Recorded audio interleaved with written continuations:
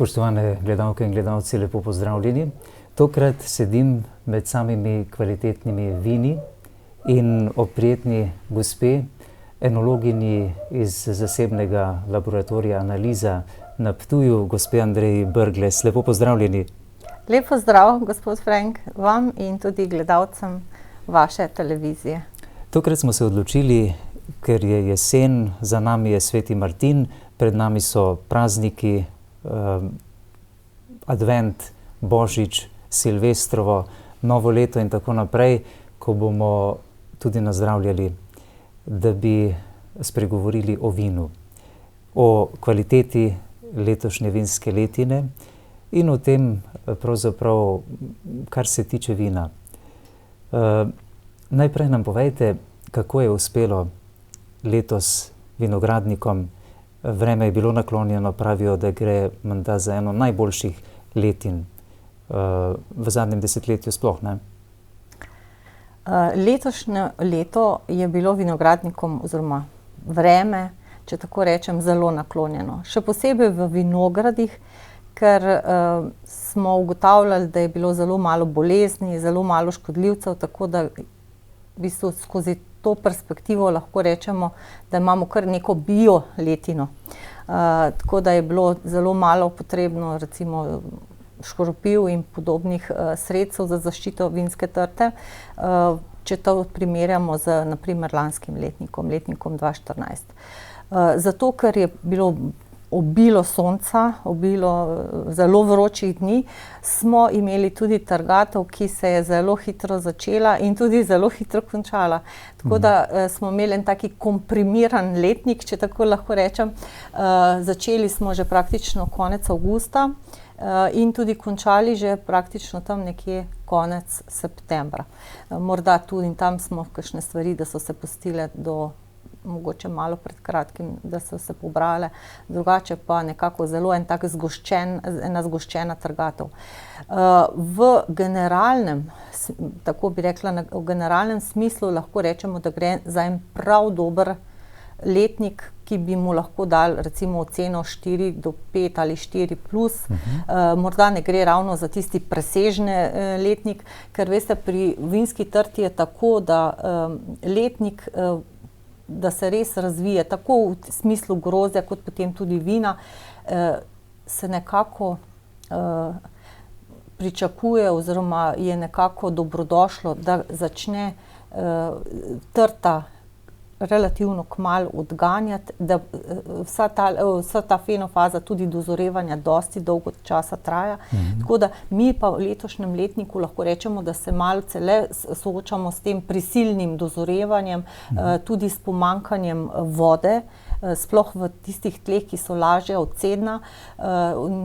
Posledično temu je pač tudi, rekla so, razvoj samega vina nekako nakazuje, da gre za res odličen, prav dober do odličen letnik.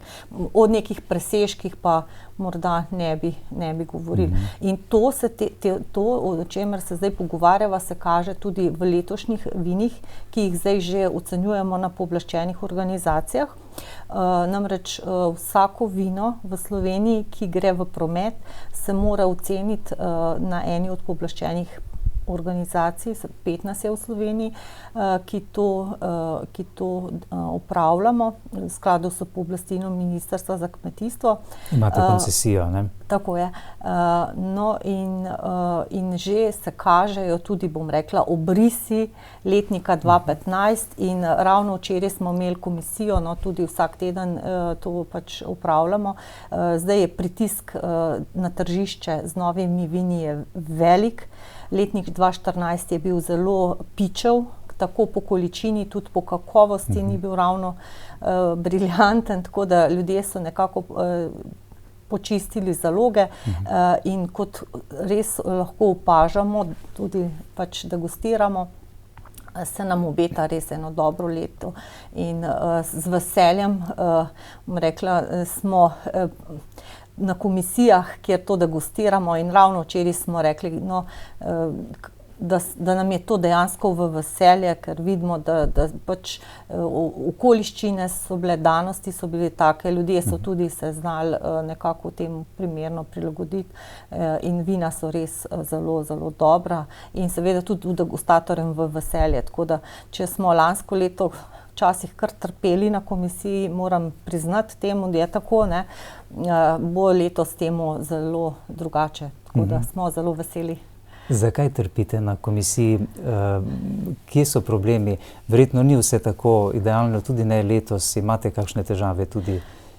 Poglejte, mi morda je najboljše, da sploh predstavim najprej, kako to pravzaprav poteka, ne. Recimo samo izdajanje odločbe o cenitvi v bistvu je sestavljeno iz več parametrov. Eno je kemijske, bom rekla, izmere, pogledamo pravzaprav, kakšni so podatki v registru, tudi izmerimo kemijske parametre in ena od teh, bom rekla, korakov pri izdajanju odločbe je tudi ocena komisije izvedencev, ki to anonimnost degustiramo. In verjamete mi, če letnik ni ravno briljanten, naprimer tako je bil letnik 2014, da smo velikokrat v dilemi, kakšno oceno dati, morda tudi in poskušali smo seveda tako smo se tudi nekako dogovorili v širšem, bom rekla, slovenskem prostoru, da smo nekako le malce spustili ta kriterij, ker da pač moraš vzeti tudi to v obzir, ne, da letnik res ni bil tako najboljši. Tako da, ker imamo pa tudi mi predpise, skratka v skladu s temi predpisi mora vino, predno gre pač v promet, če hoče biti označeno kot kakovostno vino, dobiti vsaj minimalno tistih 16,1 točke, sicer pridelovalec tega v prometu ne more deklarirati, se pravi označevati kot kakovostno vino. Tako da v tem smislu imamo mi kar dosti škarje in platno v roki, ne, in so nam nekako, ne da bom rekla, da so nam prepuščeni na milost ali nemilost, vendar pa moramo gledati v kontekstu tudi pridelovalca, pa tudi potrošnika, ne nazadnje, ne, tako da mi smo ena taka, bom rekla, ščit, ne, tako da in tudi, bom rekla, sogovornik državi, tako da stvari se regulirajo tako, kot je prav in pošteno. Ker ste sami začeli s komisijo z ocenjevanjem, me zanima, kaj vse pa v vašem laboratoriju ocenjujete? Kaj je potrebno vedeti pri tem, tisti, ki prinese k vam vzorec vina? Kaj vse morate oceniti? Ja, naše delo, ne, pri nas imamo v bistvu dve, bom rekla, dejavnosti, ki jih vzporedno peljemo. Eno je svetovanje pridelovalcem, se pravi svetovanje praktično od trgatve do tega, kako v bistvu pristopiti k predelavi, potem tudi nenazadnje zorenju, nenazadnje tudi trženju vina. Skratka, vse, kar pravzaprav zajema od grozdja do potrošnika. Ne? To je en del in tukaj, bom rekla, svetujemo tako takim, ki so čisto majhni, ki imajo mogoče samo nekaj 100 litrov ali pa še to ne, do teh, ki so zelo veliki. Tako da tu so vse pač naše stranke, ki prihajajo včasih kakšni s težavami, včasih pač tisti bolj preventivno, tako da zelo, zelo različen nabor je teh, bom rekla, naših strank, ne. Druga dejavnost, ki je pa, bom rekla, bolj obširna, pa tudi bolj zahtevna, ne, je pa povezana s tem pooblastilom, ki nam je bilo izdano leta 2001. To je pa, v bistvu smo se javili na razpis in jaz sem se prijavila na razpis Ministrstva za kmetijstvo in smo bili izbrani kot ena od 5 pooblaščenih organizacij za oceno vina. V Sloveniji? V Sloveniji, tako je. V Sloveniji 4 so v bistvu, če lahko rečem temu, kot javne zavodi, organizirane kot javne zavodi, bodisi v okviru Kmetijsko-gozdarske zbornice ali pa Kmetijski inštitut, kot pač v Ljubljani, kot zavod. No, mi pač smo pač edini, ki smo zasebni, ne. Tako da jaz imam zasebno zasebno organizacijo, ki pač ima to isto pooblastilo in delamo v skladu z to zakonodajo, ki je na našem področju sprejeta, in tako izdajamo odločbe za vina, ki pač večinoma severovzhodne Slovenije, imamo pa tudi stranke tudi iz drugih področij, tako da bom rekla, je kar zanimiv, pester nabor vin, ki pridejo na degustacijo, tako da so tudi te naši degustatorji, ki prihajajo, ki jih sklicujemo, so tudi zelo, bom rekla, navdušeni, da pač imamo en tak mal širši nabor. No, to, kar ste pa recimo še vprašali, kaj pravzaprav zajema, bom rekla, sploh to delo, ne. Pooblastilo ministrstva je dosti zahtevna stvar, namreč mi moramo imeti ne samo, bom rekla, kemijsko analitiko, ki je skladna, vsa vina se morajo tudi degustirati v skladu z zakonodajo,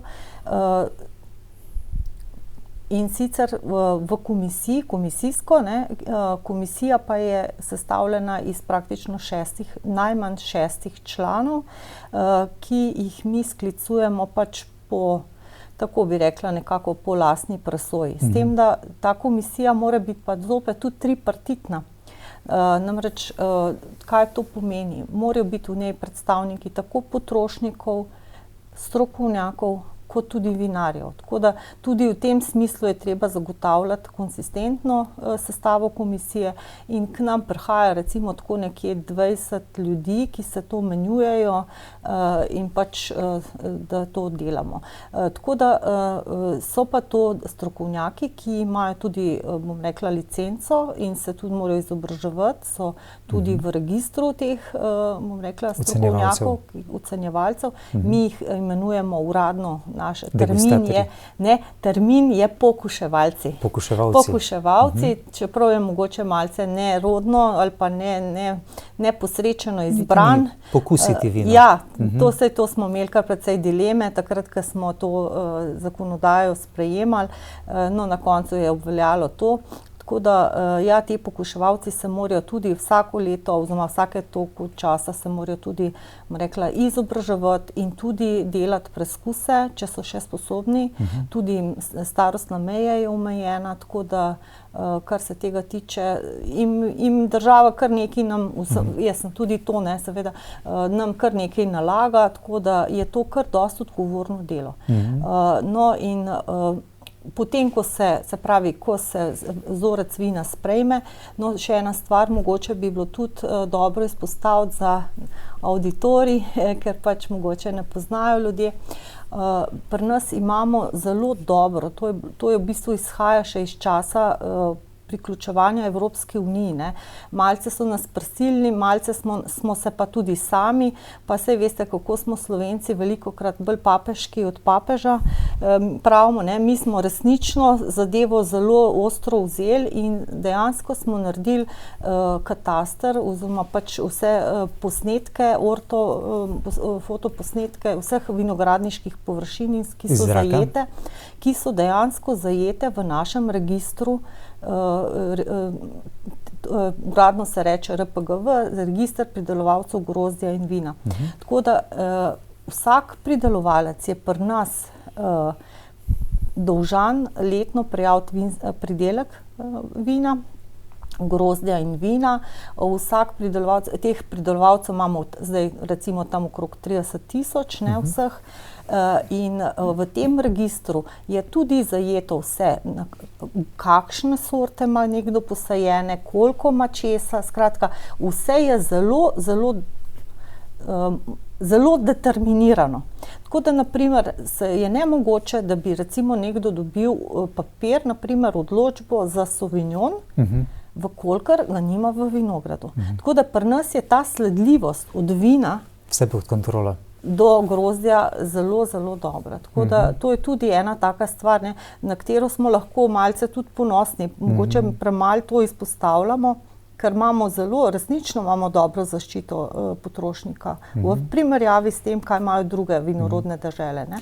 Ko ste prej govorili o pokušnji vina, o teh degustacijah, To so neodvisni strokovnjaki. Pravzaprav ta degustacija je popolnoma neodvisna. Ne? Ti strokovnjaki ne vedo, kdo je prinesel ta vzorec vina, recimo, ne?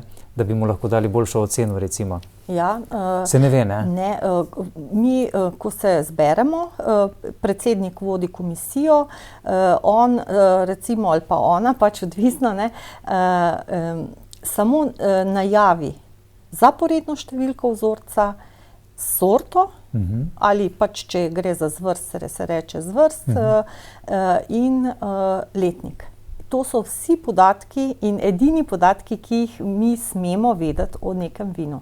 No, in zato, da bi bilo dilema malce, bom rekla, še bolj, da ne bi bilo dileme, ne, da ne bi ljudje kaj razmišljali, kako pa kaj, se v izračun vzamejo ocene, ki so, se pravi, najvišja in najnižja se zavržeta oceni, to, kar pa ostane, pa med temi ocenami ne sme biti več kot 1 točka razlike. Skratka, gre za določeno enotnost komisije, ne, ki je zahtevana, zato da je igra poštena. Ne. Se pravi, tudi ta diskrepanca ne sme biti prevelika. Vkolikor je prevelika, potem predsednik, ko vidi ocene, da to v ponovno ocenitev, bodisi tej isti komisiji ali pa za naslednjo, recimo. Torej, koliko pokuševalcev vina enega vzorca je naenkrat prisotnih? Dejansko predsednik, ki ne ocenjuje plus pet ostalih. Se pravi, v bistvu, ko pa odštejemo te dve oceni, ki sta najvišja in najnižja, pa v bistvu v končni izračun pridejo 3 ocene. Najmanj 3 ocene. Lahko je pa tudi več.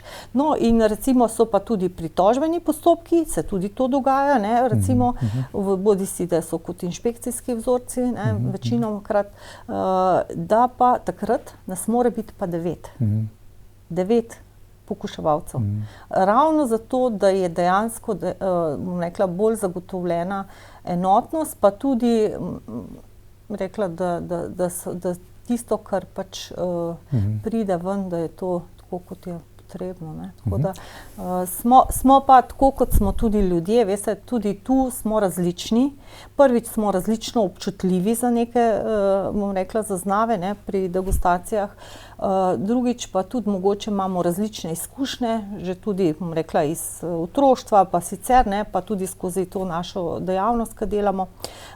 In seveda, da tu vsak je tudi, bom rekla, ima ta subjektivnost, je malce vgrajena v neko oceno, ne, neka všečnost, tisto, kar je nekomu všeč. Čeprav načeloma naj to ne bi bilo, bom rekla, tisti glavna nit ali pristopa k vinu, ne.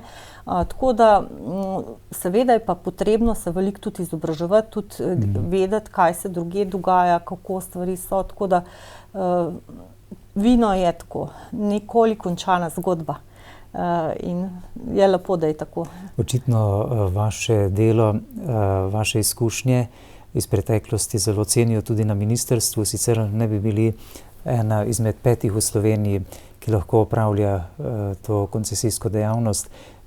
Vodili ste enologe oziroma bili glavna enologinja Ormoške kleti mnoga leta, ne? Potem v Sloveniji vinu ste delali sedaj že skoraj 20 let na Ptuju v zasebnem laboratoriju. Ja, zdaj je več kot 15 let, kar imam, se pravi, odprla sem 99. leta, 1. januarja, no in od takrat naprej pač svetujem. Drugače pa prej, kot ste rekli, sem bila v Ormoški kleti, še prej pa v Sloveniji vinu, tam sem tudi začela in moram reči, da sem velikokrat žalostna, ne glede na to, da je šlo za popolnoma komercialno klet, ki je v bistvu živela na uvozu in izvozu, ne. Vendar pa moram povedati, da smo imeli ogromno znanja, ogromno ljudi tam, tudi tehnike, in meni so resnično takrat dali možnost, da sem se res veliko naučila, proste roke, tako da to je bil tisti čas, ko sem tudi nekako rasla v tem strokovnem smislu. In če tako rečem, recimo, ko sem prišla, jaz sem bila zadnji enolog, ki je prišel v hišo, sem bila 14. v ekipi. Danes pa lahko rečem, da ne vem, če bi lahko seštela da imamo v Sloveniji 14 enologov. Tako da ta branža ni ravno v razcvetu. To se tudi vidi skozi številke, ki smo jim priča. Tako da bo treba nekaj postoriti tudi v tem smislu, da se bomo, rekla, zopet prišli na druge obrate. Kako to, da ste vi prišli do vina, gospa Andreja? Vem, da vaša starša sta delala v popolnoma drugih branžah, vi pa ste že menda v osnovni ali srednji šoli imeli svojo zasebno vinoteko. To je bolj v šali, recimo, ampak prav vinoteka ni bila, v tem smislu, vendar pa sem zbirala steklenice in seveda na njih lepila razne etiketke, da pač se ne sme niti ne dotakni se, niti ne pi, in tako naprej. To so bile take... Rezervirano. Ja, resnično, do leta tega in tega sem pisala, tako da jaz sem bila taki navdušenec in to v osnovni šoli in so zdaj vprašal, kje sem se našla, kje se je ta najdla.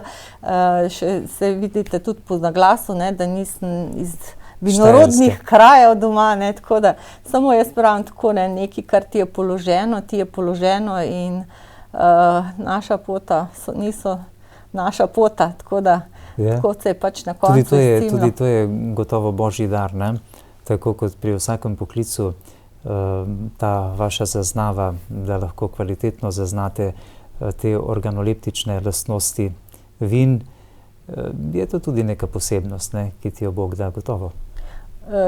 Jaz sem prepričana, da je temu tako in moram reči, da sem Bogu zelo hvaležna za to, za ta božji dar in včasih se res sprašujem, da težko bi rekla, da bi nekje drugje toliko dobrega človek naredil, kot v tej stroki, ki jo pač delam in že potem vidiš, da pravzaprav, ker vsak dan, ko prideš v stik z vinom, vsak dan, ko greš v službo ali pa recimo pač na posel ali pa nikoli, do zdaj vsaj, nisem tega upravljala s težavo.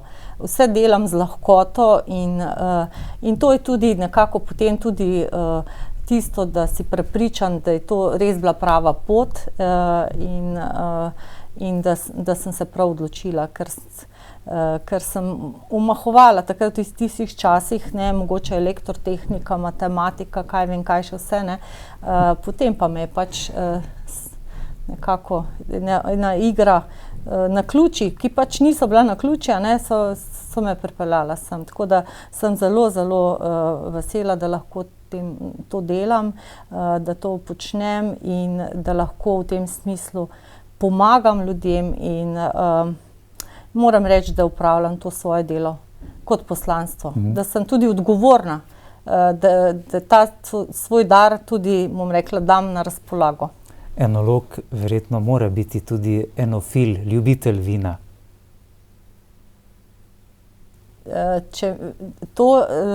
Brez tega ni, brez tega težko. Naprimer, sploh si ne morem predstavljati, da bi nekdo, ki nima nekega pozitivnega odnosa do te žlahtne kapljice, da bi pravzaprav to delal z neko rezervo ali pa rekla malce celo z nekim odporom ali pa z nekim predsodkom. Tako da moram reči, da sem velik ljubitelj vina, velik ljubitelj, da sem tudi velik raziskovalec, ker mene vse, kar je pač, mene zanimajo okusi, mene zanima pestrost, tudi taka sem po karakterju, da me rutina ubija. Tako da sem zelo vesela, da tudi skozi to prizmo, da delam z eno tako stvarjo, kot je vino, ker ima toliko obrazov, vino ima toliko obrazov, da je to nikoli končana zgodba. In se stalno učimo in stalno rastemo in tudi letniki vsako leto nekaj novega prinesejo, vedno je treba vklopiti neke svoje izkušnje pa misli in tako da se na različne načine. Tako da sem pa velik ljubitelj in če me vprašate, katera je moja sorta, naprimer, vam bom rekla, da je nimam, sicer bom rekla tako, da ne bom čisto nepoštena, moja sorta je šipon. Moja sorta je šipon, to se mi zdi, da je vino, ki je nekaj posebnega, ne? Ki je nekaj posebnega in vendar pa je tudi tako, da pač ne da vsako leto, ne? Kar je tudi prav, ne? Konec koncev, ne? Da se ne razvajamo preveč, ne? Tako da šipon je ena sorta, ki ima res veliko obrazov in v dobri letniki, taka je tudi letos je šiponova letina, bodo odlična vina. Tako da sem pa navdušena nad vsemi dobrimi, odličnimi vini in sploh nisem v tem smislu neizbirčna, nisem neki lokalpatriot, ne, niti slučajno, tako da v bistvu so vam všeč vsa dobra vina. Tako je, točno to je. In tudi, čeprav moram reči, da zagovarjam slovensko, absolutno sem tudi promotor slovenskih vin, jaz sem imela tudi nekaj predstavitev v tujini slovenskih vin in tukaj v tem smislu imamo zelo veliko za pokazati, to našo pestrost, to našo bogatstvo, vendar pa prav z veseljem posežem tudi po drugih, zakaj bi se omejevali. Ja. Glejte, pri nas na Mariborskem Lentu naj bi rasla najstarejša trta v Evropi, na svetu, menda celo, ne? Odkot pravzaprav vino, ta žlahtna kapljica? Nisem se nikoli spraševal o tem, kje so začetki tega, kar nam je Bog dal. Nenazadnje vprašanje bi bilo lahko za teologa, zakaj je Jezus izbral ravno vino, da ga je spremenil v svojo kri oziroma še ga vedno pri vsaki mašni daritvi. Grozdje, vino in vse, kar je povezano s tem, to je neka čarobna pijača. Tukaj je nekaj, bom rekla, tukaj se nekaj spremeni. Že sam nastanek vina, ne, je, bom rekla, malce zavit v neke skrivnosti. Tudi recimo mi, ki se ukvarjamo s to žlahtno kapljico, veste, mi smo malo umetniki, ne, malo smo umetniki, nismo, vino je malce med racionalnim in iracionalnim, ne, tako da ima ene atribute, ki ni samo za prijet, pa za zmeriti, pa tako naprej, ima tak širši kontekst. Tako da ne čudi za to, da je to ravno, bom rekla, tudi Kristus v tem smislu posegel po njem, ne. Je pa domovina, pradomovina trte, je v bistvu v teh krajih, kjer se zdaj te grozne stvari dogajajo, ne. To se pravi, to je ta Bližnji vzhod, pa tukaj ta del proti tudi tukaj Gruzija, to so bile včasih najstarejše, bom rekla, tudi vinske arhive in tako naprej. Skratka, gre za najbolj tiste, so rekli, da pač najstarejši naj bi bile tukaj, kot je Iran, Irak, pač tam, kjer tudi izhaja ta stara civilizacija, ne, kot taka naša, ne, v bistvu prehodna, to se pravi ta starozavezni izvor. Drugače pa vinska trta se je razširila. Pri nas recimo so prihod Rimljanov, ne. Rimljani so pri nas našli že tudi trto, ne, ker to so že prejšnji Kelti, Iliri imeli, tako da meni je prišel en zapis, bom rekla, ki pač ne morem reči, da je preverjen, ampak naj bi Rimljani celo v tistih časih tam v začetku, to se pravi nekje 1., 2. stoletje celo želeli uničiti oziroma zmanjšati vinorodno področje tukajle, ne, v našem, bom rekel, v tem področju, ki je zdaj Slovenija leži, zato ker so ščitili svoja vina, ne. Zanimivo, ne. Ja, ker je bilo že toliko, bom rekla, tle take lokalne ponudbe, tako da vino je danes globalna zadeva, je pa zanimivo, to še tudi mogoče, da izpostavim, da koliko je bilo včasih, ne, na področju Slovenije, danes, če rečemo, da imamo nekje 16 po enih podatkih ali pa tam nekje do 20 tisoč hektarov, da je bilo nekdaj na področju današnje Slovenije okrog 50 tisoč hektarov vinogradov. To se pravi bistveno več, kot jih je danes.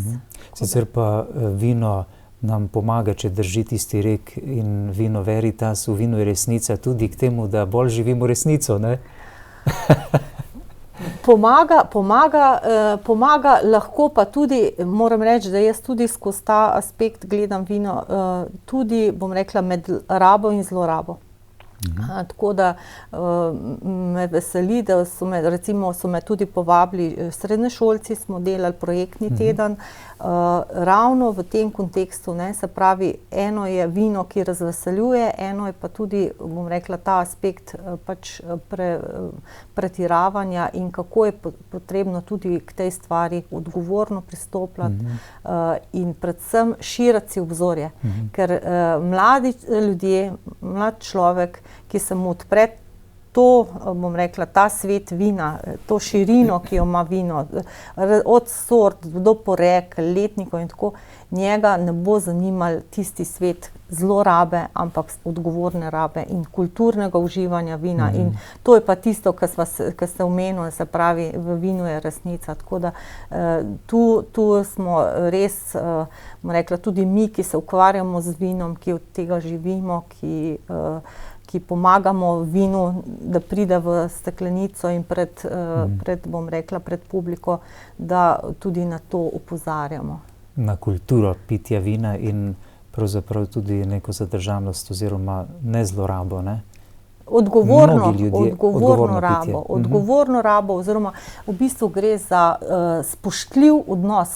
Spoštljiv odnos do vina, do pridelovalca, tudi ne nazadnje. In tudi do sebe. Ne? In do stvarnika. Tudi ne, seveda. Tako da mislim, da je to pijača, ki ne samo, da razveseljuje duha, da je tudi odlična za telo. Vino ima toliko enih mikroelementov, vsega, bom rekla, tu je resnično en taki eliksir za telo in dušo. In je tudi, bom rekla, skozi zdravstveni aspekt, ne glede na to, da mogoče me bodo kakšni, bom rekla, tukaj malce po strani gledali, vendar pa ima toliko zdravilnih snovi in je predvsem še zelo, če gledam kontekst drugih pijač ali pa živilskega sektorja kot takega, da je eno najbolj zdravih, če ne celo najbolj zdrava pijača. Zanimivo, presenetilo me je pred oddajo, ko ste mi povedali, da vi nimate težav, da ne bi mogli ugotoviti, ko pokusite vino, na kakšnem terenu raste trta, iz katere je nastalo to vino, ali je to peščen, ali je to kamnit, ne vem. To je zanimivo, ne? Ja. Bogu hvala. Sicer pa kot vsak dar, ki nam je dan, tudi ta dar vina lahko zlorabljamo, ne? Tudi to. In mislim, da nasploh, da smo res poklicani k temu, da v bistvu približamo ljudem vino skozi kulturno uživanje, skozi odgovorno uživanje, predvsem pa v tem smislu, da moramo dvigniti kulturo uživanja vina na ta način, da pijemo zmerno, večkrat, ob jedi, ne pa kar tako, ne. In recimo takole poleti za kakšno teraso, pa za kakšno osvežitev, pa to absolutno, vendar pa saj veste, kam lahko te stvari tudi zapeljejo, tako da mi v naši, bom rekla, v vinarstvu, vinogradništvu res apeliramo na ljudi, da se nekako v tem smislu zgodijo ene spremembe. Namreč, če boste šli v Francijo, ne, pa boste naročili kozarček vina, vas bodo marsikje zelo debelo gledali, ne. Ja, bodo rekli, kaj boste pa pojedli, ne. Skratka, ni te navade, ne. Pri nas pa je ta navada, ne, tako še vedno dosti prisotna. Sicer se je v zadnjih 10 letih zelo veliko spremenilo. Ravno zdajle se bo odvijal Slovenski vinski festivali. So taki dogodki, ki so, bom rekla, dejansko dvignili kulturo uživanja vina, tudi prehranjevanja. Skratka, vse te stvari veliko stvari se zdaj dogaja v tem kontekstu gastronomije, pa tudi vina kot takega, tako da imamo pa še težave in če smem tako reči, malo tako bolj kritično na ta naš lokalni, na tem našem lokalnem nivoju, da tukaj severovzhodna Slovenija še malce zaostaja, ne. še malce zaostaja, ne, v tej kulturi in tudi v samih, bom rekla, organizaciji dogodkov. Se nekaj se spreminja, tudi ponudba se spreminja pri gostincih in to, ampak tako bi rekla, doma, za našo domačo mizo pa še malce zaostajamo. Tako da apeliram na poslušalce, da mogoče ob nedeljskem kosilu, da si privoščijo kozarček dobrega slovenskega vina. Kaj se dogaja v našem gospodarstvu, da tako mnogi v zadnjih letih zapuščajo svoje lepe vinograde, jih prepuščajo drugim? Celo sem že slišal, da bi dali nekomu brezplačno v najem, recimo velike hektarje, preprosto jim ne znese več. Pridelava grozdja v razmerah, kot jih pozna Slovenija, se pravi na teh nagibih, ki so včasih, prihajate tudi z tega področja blizu Haloz, pa veste sami, kakšni so, kako ekstremni so lahko nagibi vinogradov. Taka pridelava je zelo naporna in tudi zelo draga. Gre samo za ročno obdelavo in marsikdo je zaradi slabih odkupnih cen, pa nasploh, bom rekla, slabih razmer, ki so v naši panogi v zadnjih letih obupal. Marsikje tudi ni bilo, bom rekla, nekega prenosa generacij in so pač mlajši v tem ne vidijo, dejansko ne vidijo načina preživetja in so pač zadevo opustili, ne. Je pa en drug problem, ki se s tem povezan. Namreč vinogradništvo kot tako je tudi, bom rekla, en obraz kulturne krajine. In lepi vinogradi, urejeno okolje, sploh to ruralno okolje, je tudi, bom rekla, ena zelo lepa karta, naš obraz za turizem, za ponudbo teh krajev in vkolikor to ne bomo negovali, pač ne bomo zanimivi. To je pač ena karta, ki pa jo je potrebno, bom rekla, vzeti v zakup, če bomo začeli opuščati vinograde, če se bodo začeli zaraščati, če bo to neugledno, nevzdrževano, gotovo ne bomo neka paša za oči, niti za kakšne kolesarje. Vemo, da je kolesarstvo strašno v razmahu, kolesarstvo po teh vinskih poteh sploh, ne. Poglejte že Avstrijo, na primer, ki so blizu, ne.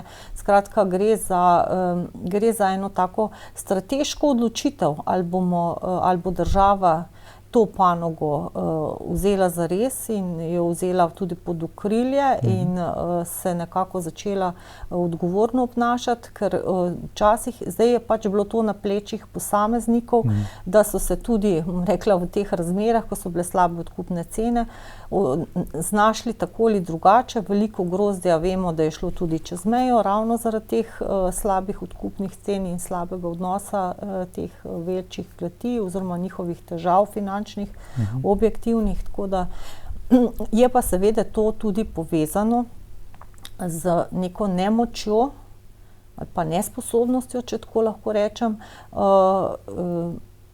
nastopanja na tujih tržiščih. Namreč morate se zavedati, mi smo nekdaj veliko več vina izvozili, kot ga zdaj v zadnjih letih. Čeprav smo zdajle mogoče v zadnjem letu malo napredovali, po drugi strani pa zelo veliko več uvozimo. Mi smo neto uvoznica postali, tako da je to so številke, ki kažejo na to, da se na našem tržišču zelo veliko vinarjev drenja, da se prodajne cene znižujejo, kar na dolgi rok pomeni praktično nezmožnost nekega, rekla, normalnega poslovanja. Bodisi za vinogradnika, tudi za vinarja in tako naprej. Tako da mi bomo mogli v tem smislu narediti en velik preobrat in se pravi iti z višjimi cenami, ne samo ven, ampak tudi na domačem tržišču. Tako da, saj veste, trgovina pa pritiska na vse možne in nemožne načine, tako da čutijo, da smo nepovezani, čutijo, da smo neenotni, čutijo, da smo v težavah in se veste, kako to je. Potem pa samo še malo pa vsak potem tudi klecne, ne, tako da to je tak dosti, bom rekla, kompleksen problem. Kot je Slovenija zelo pestra, razgibana dežela, tako je verjetno tudi tako veliko vinskih sort, ki jih poznate enologi, belih vin, temnih, rdečih, črnih vin. Koliko sort pravzaprav pozna Slovenija? Ja, Slovenija, kot takrat, ko smo se pogajali z Evropsko unijo, smo dali nekako, da imamo blizu 40 sort. Kar smo bili glede na površino bom rekla, našega vinogradništva zelo unikum, ne. Tako da, v Evropi. Ja, tako. Ker smo resnično, ampak ta pestrost ni bila tako čez noč, to je bila pač skozi tradicijo, skozi, bom rekla, tudi to, da pač ljudje so želeli imeti eni to, drugi to in skratka, tukaj smo bili kar dosti, bom rekla, zahtevni in tudi šli smo v korak s časom, čeprav moram reči, da v tem smislu se je na Štajerskem malo škoda naredilo. Mi smo imeli pred vojno, pred drugo svetovno vojno na Štajerskem veliko večji delež rdečega grozdja, kot ga imamo zdaj. Mogoče se je zdaj v zadnjih 10 letih to neravnovesje malo popravilo, ampak včasih, na primer, je Cabernet rasla, Cabernet Sauvignon, ne, rasla tudi na Jeruzalemu, ne. Tako da, v tem smislu smo imeli večjo pestrost, ne. Tako da tudi tukaj na Štajerskem, če tako lahko rečem. Drugače pa imamo kar precej več v Sloveniji, imamo nasploh več belih sort kot rdečih in če sem čisto, bom rekla, poštena, imamo tudi v belih vinih, pa v tem, bom rekla, repertoarju belih vin več primerjalnih prednosti kot pri rdečih. Že zaradi same klime, že zaradi, bom rekla, načina vseh, bom rekla, predelave in tako. Tako da v tem smislu imamo, tako bi rekla, na pošrek, ne, tukaj več za pokazati. Če rečemo svetu, ne, tako primerljivo, ne, to, ker pač vse veste, da se vedno človek mora pogledati tudi v ogledalu, ne samo tistem lastnem, ampak malce tako v širšem kontekstu, ne. Tako da tukaj, bom rekla, smo lahko kar ponosni na to, kar lahko svetu ponudimo skozi to prizmo belih vin. Imamo pa prav tako odlična rdeča vina, tako da ne bi bilo kakšne zamere, ampak tukaj pač je malce tudi skozi tradicijo, zlasti teh sort, ki so stare sorte, imamo tudi več teh, bom rekla, avtohtonih oziroma teh tradicionalnih sort, ki so bele. Tako da te so pa tako zdaj veliko bolj, bom rekla, pod drobnogledom, pa tudi bolj zanimive, ker recimo šardone rastejo vse povsod po svetu, ne. So pa sorte, ki pa rastejo samo pri nas ali pa skoraj samo pri nas, ne, in s tistimi se je mnogo boljše, bom rekla, izpostaviti, kot pa sploh pa, če gre za odlična vina. Katere so to, recimo? No, recimo šipon sem že omenila, drugače pa na primer malvazija, rebula, to imajo recimo dosti ozek domet, čeprav si jo delimo, tako tudi s Hrvati, z Italijani, ampak recimo, ne, če smo na teh sortah bolj na Primorskem, da ne rečem pinela, kakšna glera in tako naprej, to so pa take pa zelene, to so pa le, bom rekla, čisto avtohtone. Na točno določenih območjih. Ja, to so pa tako, Tako da recimo tudi na primer rumeni plavec, ne, če rečemo še to sorto omenimo. Tako da imamo nekaj stvari, ki so prav naše ali pa tako zelo naše, da se pravi, mogoče si jih delimo še s kakšno deželo, drugo sosednjo. Da smo lahko ponosni. Ja, in tam lahko tudi se nekako bolj izkažemo, bolj nekako dokažemo to, kar je naše in našo tradicijo, ker vino je pa vinogradništvo, ne, nasploh, je mi smo zmeri nekje med konzervativizmom in modernizmom, ne, tako da v tem smislu mora tudi ta naša ladja pluti, ne, tako da pač tukaj je treba vedno gledati naprej z pogledom nazaj, ne, tako v tem smislu se nekako rast, ne, iz tega, kar smo imeli v preteklosti. Pridelovalci grozdja in vina morajo vedeti veliko o pridelovanju, od dela v vinogradu do potem kletarjenja. Kaj je pravzaprav tisto najpomembnejše, morda v nekaj obrisih, s čimer mora biti dobro seznanjen vsak vinogradnik, vsak pridelovalec grozdja, pa tudi kletar? Ja, pri vinogradništvu moram reči, da nisem ravno pravi naslov, ker pač nisem vinogradnik, jaz sem enolog, tudi sicer sem živilec po, izobrazbi, vendar pa absolutno vedno pravim, da kakovost vina izhaja iz vinograda.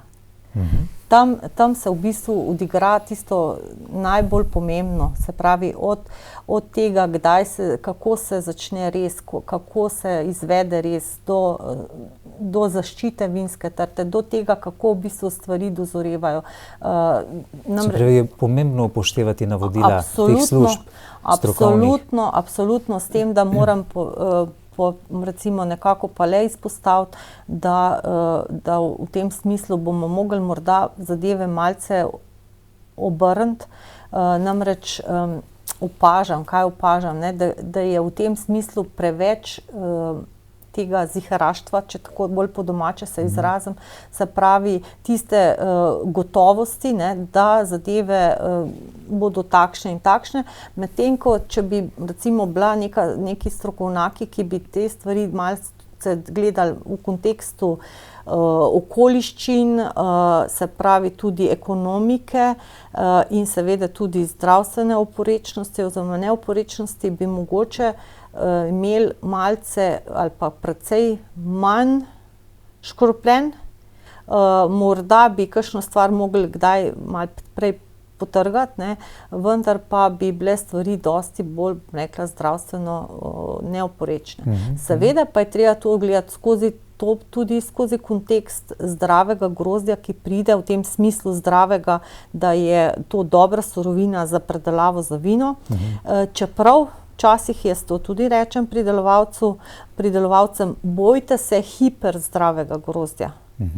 To vemo, kaj to pomeni, se pravi, to je pa že tisto, ki je pač bilo pretirano uporaba škropiv in tako naprej. No in letošnjem letniku je bilo tako, recimo eni so prišli skozi, da so končali že julija, in morda samo 4-krat to opravili, nekateri so pa pač po nekih drugih, variantah temu naredili kar 8-krat, tako da v tem smislu tudi apeliram na tiste, ki nas poslušajo, gledajo in imajo kakšen vinograd, da je vedno manj več.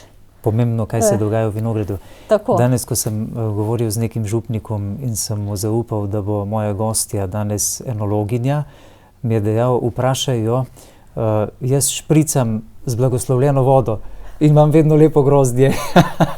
Ali tudi to kaj pomaga? Ja, no, če nič drugega, v letošnjem letniku je bilo to zelo dobro, zato ker je manjkalo vode. Tako da verjetno je trti to zelo dobro delo. Dobro delo, Ja. Še posebej, če je blagoslovljeno voda. To pa verjetno je bil še kakšen dodaten plus. Skratka, glejte, to je včasih je res tako, da moramo biti zelo odgovorni. Vemo, kako pritiska farmacija in ta lobi. Tudi po eni strani so te službe tako nekako boljše rečemo, več kot pa manj, in tako naprej, vendar pa tam, kjer pač so res mali pridelovalci, rajši manj kot več, in bolj preventivo kot pa tisto kurativo, ki potem pride. No, kar se pa tiče potem, je pa seveda ena zelo pomembna stvar je higiena. Higiena v kleti. Se pravi čistost, čistoča pri delu, posode, vseh teh, bom rekla, stvari, ki pridejo v stik z moštom in potem z vinom. Se tudi mošt in vino okužita verjetno, ne? Eno je to, druga so tudi neki, bom rekla, vplivi recimo teh plesnob in tako naprej. Tukaj je veliko, bom rekla, takih mest, kjer lahko, bom rekla, pride do kakšnih neželenih bodisi okusov, vonjev in tako. No, drugače pa nasploh en tak zdrav pristop k kletarjenju. Kletarjenju, in to pomeni, da pač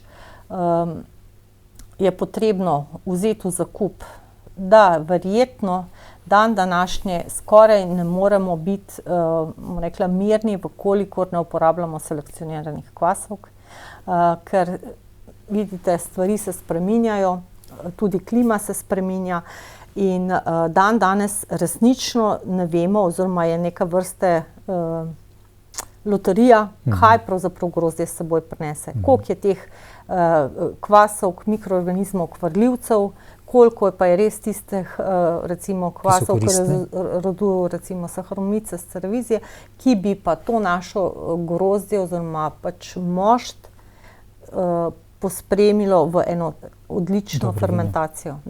Tako da v tem smislu resnično, če sem vesela ali ne, moram reči, da jaz, kot mi že te skoraj 30-letne izkušnje kažejo, da dejansko je to prevelik riziko, da bi ljudje kar to, rekla, prepustili spontani fermentaciji. Mi temu rečemo spontana fermentacija. Tako da verjetno priporočate, da prinesejo vzorec na pokušnjo oziroma na laboratorijsko preiskavo? Takrat, ko kaj ugotovijo, da kaj ne bom rekla, že s fermentacijo, že takoj na začetku nekaj bom rekla, ni v redu, ali pa sploh da ne pride do začetka fermentacije. Drugače pa načeloma mi svetujemo ljudem, da pridejo k nam pred trgatvijo. Se pravi, mi ljudem že svetujemo v kontekstu tega, kar prenaša letnik, kakšne so tiste, bi rekla, tiste posebnosti, ki jih narekuje letnik.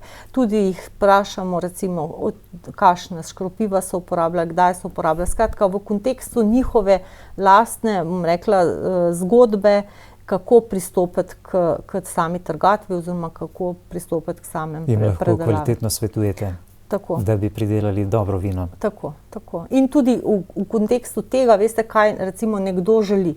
Naprimer, eni so ljubitelji suhih vin, drugi imajo rajši nekaj ostanka sladkorja, tako da tudi to je en tak, bom rekla, eno tako aspekt, skozi katerega pač se potem skupaj odločamo, kaj bo nekdo počel. Seveda so pa drug problem ali pa druga zgodba so pa te veliki pridelovalci, ki pač imajo veliko in različnih sort in tudi, bom rekla, tržišče zelo pestro, tako da je treba tudi tukaj imeti eno tako malo srečno roko, pa tudi imeti rekla, vse te stvari pogledati, komu se bo to prodajalo, kam bo to šlo, tako da je treba gledati kompleksno na stvari. Fermentacija je vretje in dozorevanje vina? Kaj to pomeni? Fermentacija je alkoholno vrenje. Alkoholno vrenje? Ja, alkoholno vrenje in tukaj imamo eno čudoviti organizem, mikroorganizem kvasovko, ki je ena taka biološka tovarna, ki po eni strani pridela ogromno, ker ima ta encimski kompleks, ki je vsebovan v tej celici, ima ene sposobnosti predelave in proizvajanja nekih snovi, ki pač tudi na koncu oblikujejo karakter vina. Namreč v vinu, tudi v grozdju imamo recimo že skozi aromatske sestavine, ene so tiste, ki pridejo v vino skozi, bom rekla, skozi percepcijo grozdja, se pravi to, kar je grozdje seboj prinese, druge so pa nastajajo zaradi delovanja kvasne celice.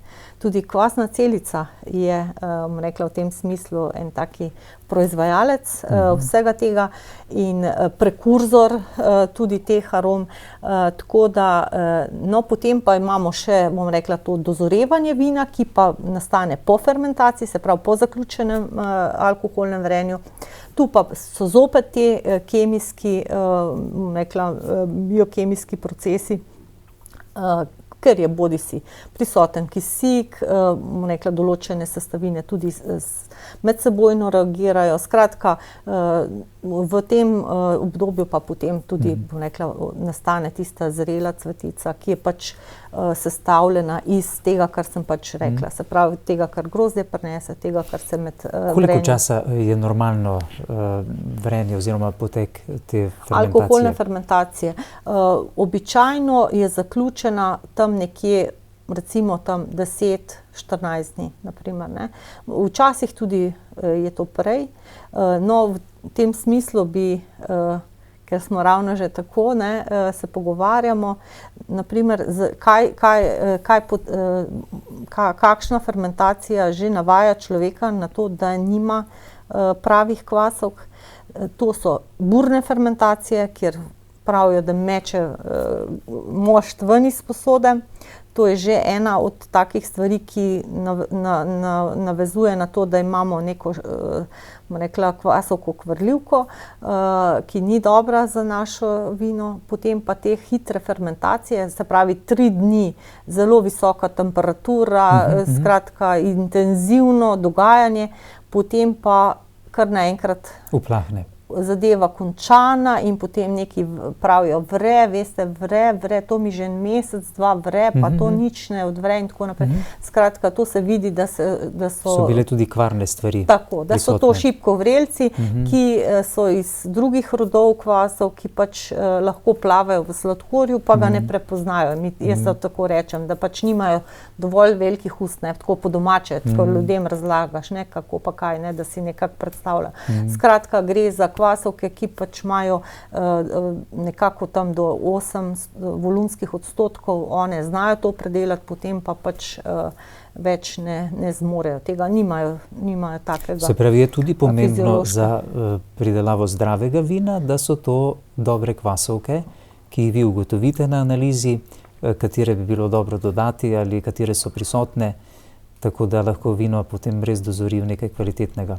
No, tukaj, bom rekla, tukaj mi to ne ugotavljamo ravno, katere so prisotne. To so tudi dosti zapleteni postopki. V bistvu gre za mikrobiološke analize, ki imajo, bom rekla, šele kasneje se nekako čez nekaj dni dobiš rezultat. Mi pa ravno zato, ker pač ne vemo, s čim, rekla, kakšno izhodišče natrti, rajše dodajamo te tako imenovane selekcionirane komercialne seve. Komercialne seve, ki so pač se proizvajajo, saj tukaj ni veliko tovarn, ki to dela, pa tudi vinarska industrija, če tako lahko rečem, bolj je samo en mali delček tega, kar se pravzaprav proizvaja za pivo, ne.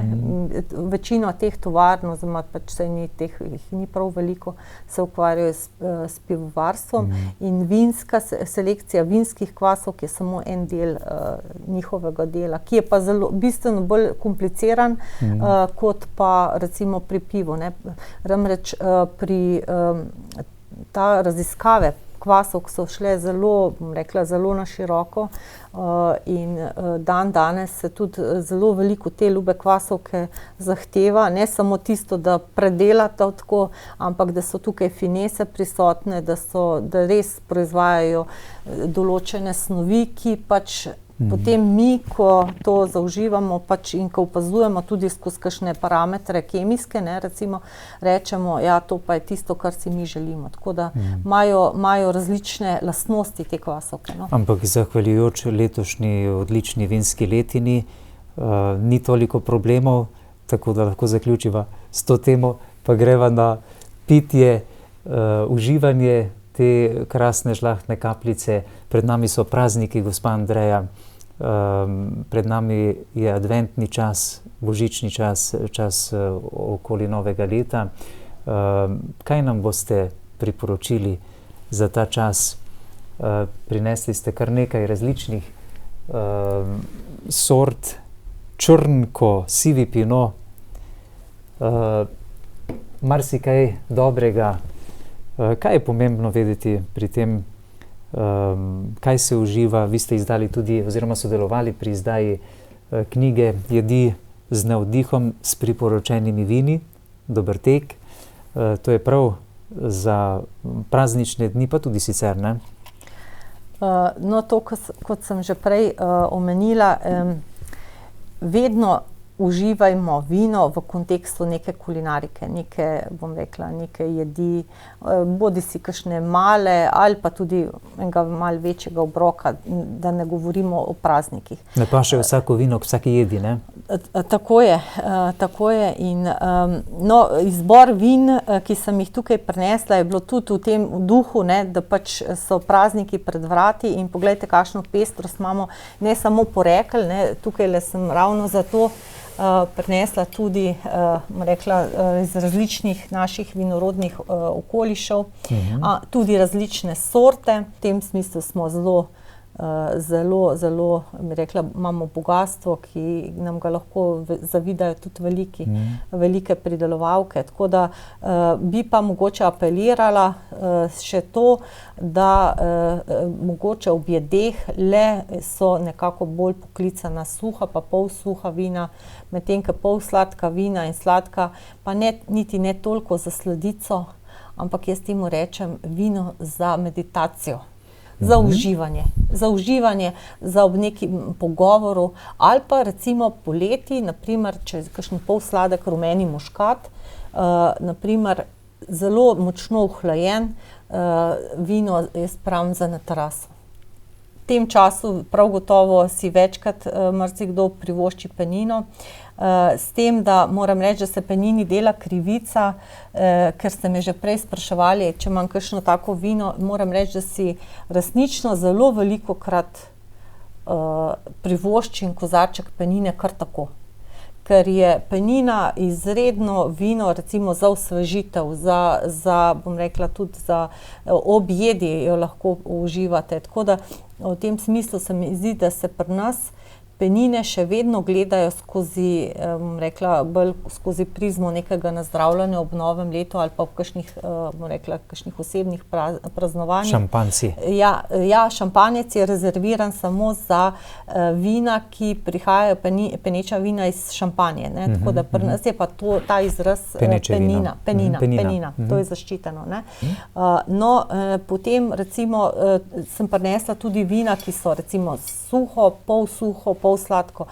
Glejte, mi imamo toliko rdečega vina, res nisem prinesla, ampak želela sem pokazati, kakšen imamo nabor teh, bom rekla, kakšno bogastvo, ne samo skozi sorte, recimo sivi pinot, tukaj imate sauvignon, rumeni muškat, tukaj imam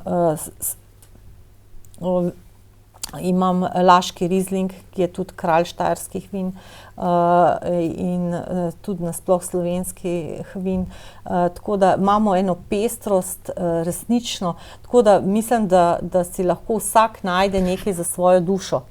V tem smislu ne bi ravno, tako bi rekla, pametnikovala, kaj bi morali iti k neki jedi. Mislim, da je predvsem pomembno, da vsak izbere nekaj, kar njemu ustreza, kar je njemu všeč, da pa morda je pa le pravzaprav, morda boste čutili se nagovorjene, da boste pa mogoče malo bolj radovedni, pa da boste po kakšni steklenici posegli, ko prej niste, ne. Skratka, mogoče malce raziskovalnega duha v tem pogledu ni napačno.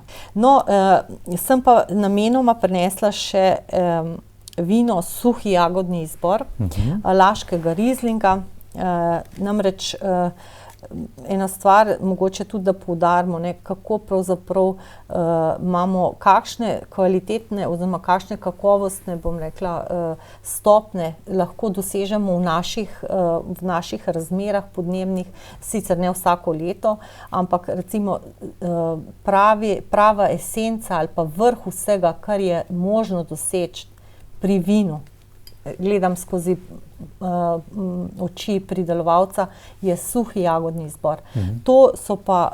To je pa grozdje, ki praktično se dobesedno posuši na vinski trti, po naravni poti, nastanejo cibebe in ponavadi je to tako, da se to ročno potrga dobesedno dobesedno vsako jagodo posebej. Včasih le tu in tam tudi to, da se lahko kar cele grozde trga. Letos je bilo ponekod temu tako, tako da to je resnično vrh vsega, kar je možno. In to je tudi koncentrirana pijača, se pravi gostejša, ima ogromno sladkorja. Nekatera vina imajo preko 200 gramov nepovretega sladkorja, ne, še potem, ko alkoholna fermentacija poteče. No, in ta vina recimo so resnično, rekla, za ene posebne priložnosti. Moram pa reči, da pa zelo to, kar mogoče ljudje niso navajeni, da bi, to smo včasih delali tudi za različne slow foode, pa tudi ko smo imeli prezentacije Slovenije, recimo način, kako v bistvu ponuditi tako vino. Ni na primer kakšna potica orehova čisto prava izbira, ampak rajši ponudite zorjen kozji sir. Kozji sir ali pa mogoče kakšen tudi kravji je zelo primeren in boste videli, kaj pravzaprav s takim sladkim vinom lahko to, bom rekla, kakšna simfonija to pride. To je torej nekaj izjemnega med vini. Tako. No, in to sem samo zato tudi želela predstaviti, da bodo videli. In recimo, če bi, to je tudi riziko pridelovalca, da to naredi. Če bo recimo v normalnem času trgatve, bi mogoče na tistem kosu zemlje recimo potrgal naprimer 1000 litrov, potem pa nastane mogoče tam 50 litrov tega. Tako da take so razmerja. Da ne rečem, da lahko tudi se zgodi, da nič ni. Tako da to so pač riziki, ki jih pridelovalci z veseljem sprejmejo in pač če uspe, smo vsi veseli, če pač ne, pa že bo pa drugo leto. Krasno. Tako da to so tudi recimo eni taki aduti, ki jih imamo recimo v primerjavi z področji, kjer pač tega ni možno, ker ni takih razmer. Ja, gospa Andreja Brglez, univerzitetna diplomirana inženirka živilske tehnologije, enologinja. Lepa hvala, da ste prišli tokrat prvič med nas. Prepričan sem, da boste še kaj prišli naokoli, da bomo morda ob pravem času lahko dali tudi prave nasvete tistim, ki se trudijo s pridelovanjem grozdja in vina v Sloveniji. Ne vem, katero vino si bova midva privoščila za zaključek. Pa bi mogoče kar to steklenico, ki jo imate pred seboj. Vrhunsko vino, Sauvignon, pol suho. 2014. Tako je. Hvala lepa še enkrat tudi vam, spoštovani gledalci, za pozornost. Hvala tudi vam za povabilo.